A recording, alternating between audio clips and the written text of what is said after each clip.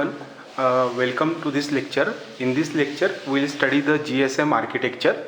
So basically, the GSM architecture consists of mobile station.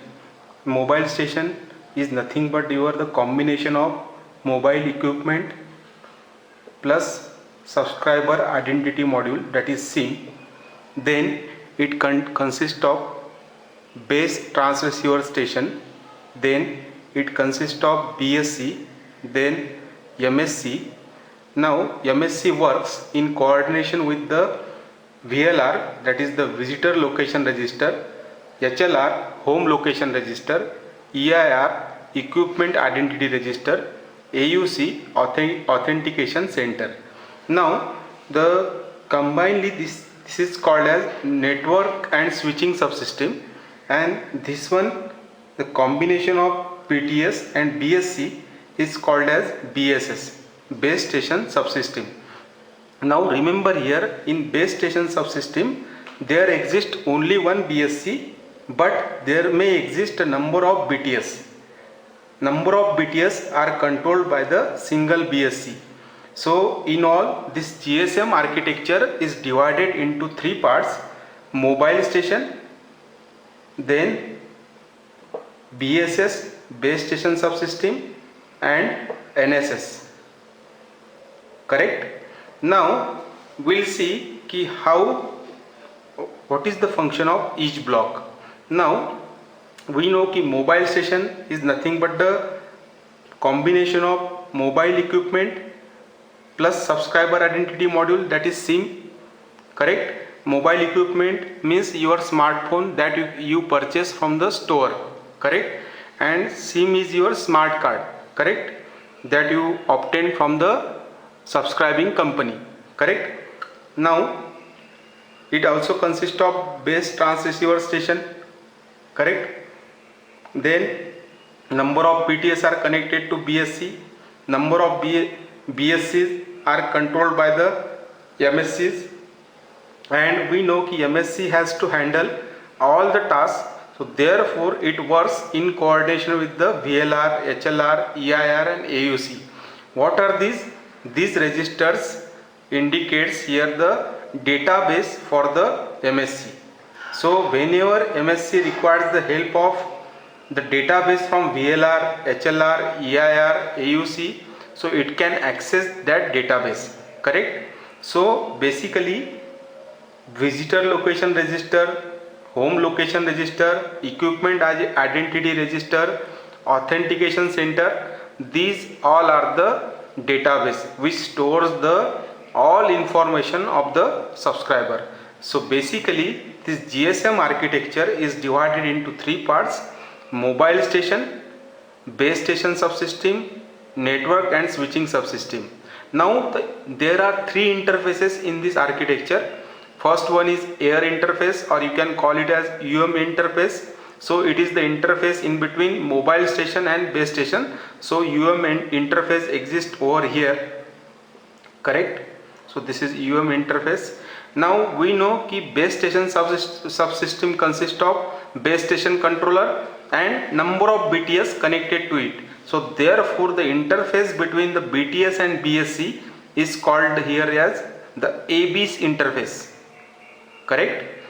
Then there exists a interface. The A interface is in between BSS and NSS, that is BSC and MSC. So here there exists a interface. Now remember here, out of all the three interfaces, UM interface is wireless interface. So this is wireless interface. Correct? Now remember here, what is the function of this interface? The interface will transmit or receive the information using the technique called as TDMA or FDMA. Recently it is using the OFDMA, orthogonal frequency division multiple access. So it is basically the air interface. Now we know what is BTS. BTS is your tower that you can see in your areas. Correct? So these are called as base transceiver station. So they can transmit the information as well as receive the information. Then there exists another interface in between BTS and BSC, so that is ABIS. So what is the function of ABIS interface? So ABIS interface uses here the link access protocol. So it transmits the information or receives the information from BSC.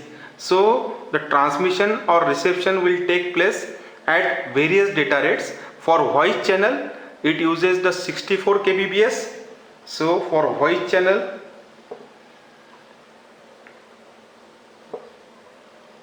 it uses 64 kbps data rate, whereas for control channel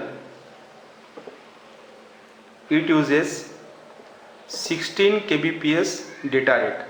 So as we know कि there exist basically two types of channels, that is control channel and voice channel, correct? And then we categorize these channels as the forward voice channel, reverse voice channel, forward control channel and reverse control channel. Now what do you mean by the forward and reverse channel? So forward channel is the channel that exists between, this is suppose base station BTS and this is suppose say mobile station. So channel which exists from BTS to MS, base station to mobile station, is called as forward channel, and the channel which exists from mobile station to base station is called as reverse channel. So there are two subcategories for voice channel and control channel. So forward voice channel we call it as FVC, then reverse voice channel we call it as RVC. Then two subcategories for control channels are forward control channel and second one is reverse control channel, correct? So these channels exist here in between BTS and BSC as well as in all the system, you can say, correct? Now the third interface is A interface. So it uses the 2 Mbps of bandwidth, correct? Now what is the function of MSC here and what is the function of BSC? We have seen in the last lecture what is the function of BSC and MSC. Now simply here the mobile station initially initiates the call get transferred to the BTS, then BTS in turn will transfer the call to the BSC, and then BSC transfers the call to the MSC and MSC then establish the call. So in all we can say कि data of user is stored or data of user is there in the mobile switching center. MSC is mobile switching center and BSC is base station controller. We know कि MSC is also called as the mobile telephone switching office, correct? So in all you can consider here कि suppose this one is a bigger brother, so this one is younger, again these are younger, so this is the hierarchy, correct? Or you can say कि this is a grandfather, this is father, this is sons, and these are the friends, you can say friends of sons, correct? So in this way this hierarchy is there. So in all this GSM architecture is categorized into three main parts: mobile station, base station subsystem, network and switching subsystem. And there exist three interfaces basically: UM interface, ABIS interface and A interface. The interface which connects the mobile station to BTS is called UM interface or air interface, whereas the interface which connects the BTS to BSC is called ABIS interface, whereas the interface which connects BSC to MSC is called A interface. Now there exist several other interfaces also. If MSC wants to share some information from the VLR, so it can use the B interface and it can use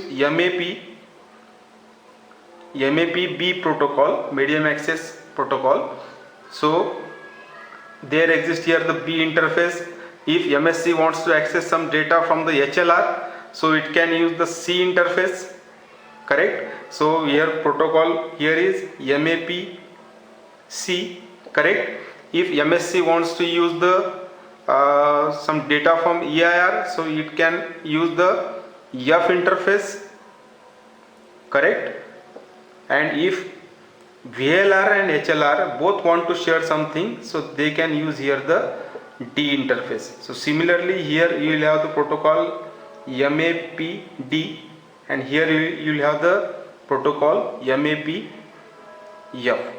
So in all there are various types, up to you can say up to G you can have the interfaces in the GSM architectures. But basic three interfaces are UM, ABs and A interface. This can be asked in the exam. Explain the GSM architecture in detail. So here what you have to explain? You have to explain कि GSM architecture consists of mobile station, then it consists of base station subsystem, where it consists of a single base station controller and number of BTS connected to it, and also it consists of GSM architecture consists of network and switching subsystem. So network and switching subsystem consists of MSC basically. So main part of NSS is MSC, and MSC works in coordination with the various databases, that is VLR, HLR, EIC, EIR and AUC, correct. Now we will see what is the function of now the HLR, VLR, EIR and AUC. We have seen the details about BSC, BTS and mobile station in the last lecture, correct. Now in this lecture we will discuss about the various databases, that is HLR, VLR, EIR and AUC. Now what is HLR? HLR, it stores the permanent data about the subscriber, that is it stores the information about the profile, location, information status, then subscription information of register user, correct. Again it can store the information of recharge information, that is the subscriber may use the prepaid or postpaid data plan. On the basis of this data set or HLR, the services are provided to the user. So it stores the permanent data.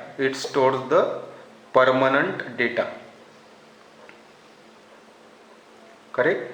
Then come to the VLR. So VLR is the temporary database. It is temporary sort of database. It stores the temporary information.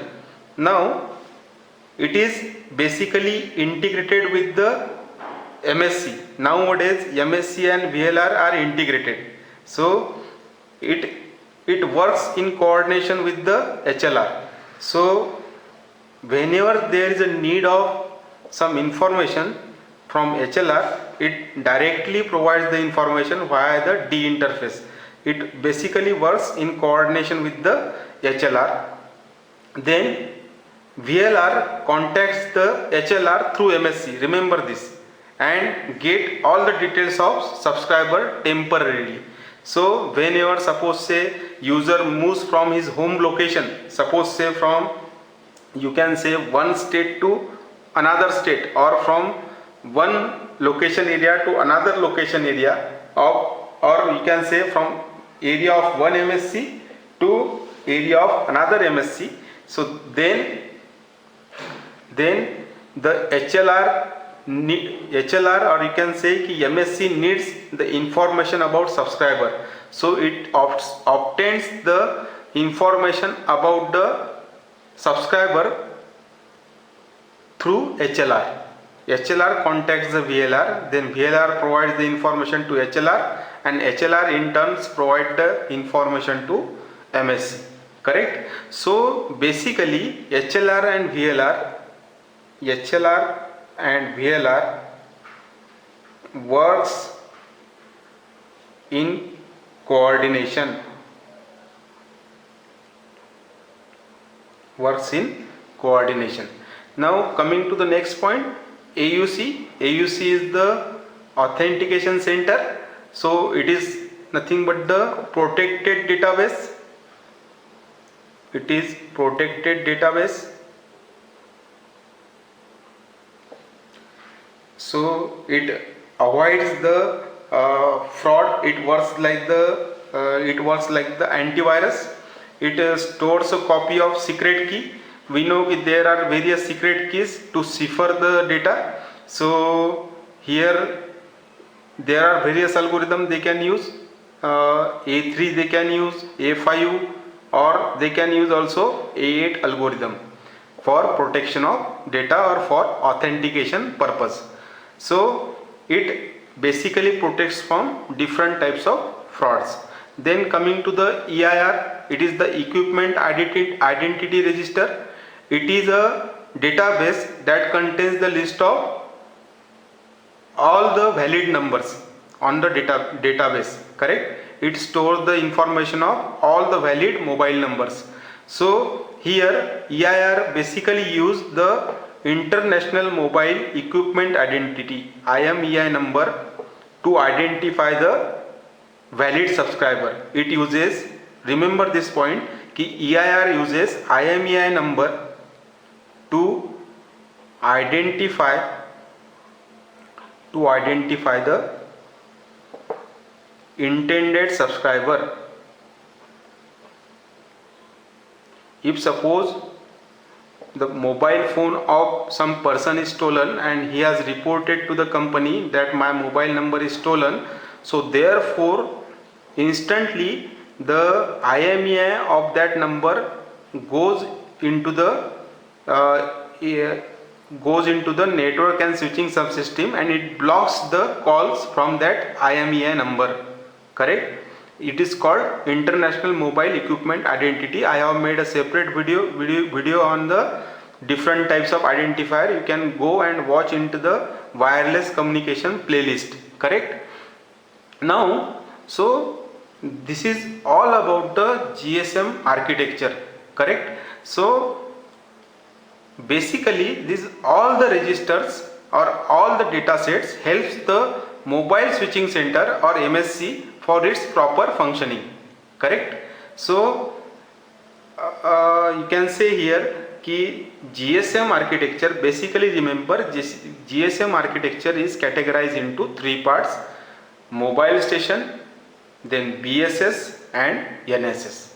So you can call it as a front end, this is middle one, and this is a back end.